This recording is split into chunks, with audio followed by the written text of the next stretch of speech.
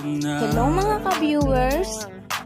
Heto na tayo ulit sa ating mini vlog natin. At ito na nga, bumabiyahe na nga kami papuntang Antipolo, SM. O diba, daming tao. Namasyal nga pala kami dyan at napakaganda. Pababa na pala ako dyan. And nga, may nakita akong magagandang painting. Ang ganda talaga ng painting dyan. Lalo na pag papunta ka na sa CR. O, diba? Ang gaganda talaga. Na-appreciate ko talaga kapag magagandang painting. At hindi kami magpapahuli dyan sa breakfast na yan. Dahil napakasarap nga ng mga tinapay nila.